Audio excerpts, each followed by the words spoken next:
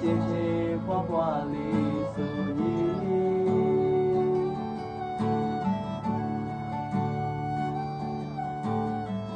သူငါကိုပြန်လေချစ်ခဲ့ခြင်းတွေဒီရာမှာဒီလိုဆုံးသက်ပြီး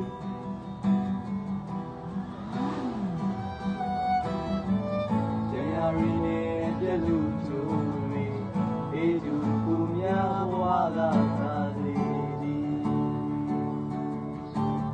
အဆုံးထားတဲ့မင်းလက်တစ်ဖက်ဟာမတိမတာပြေရော့နေ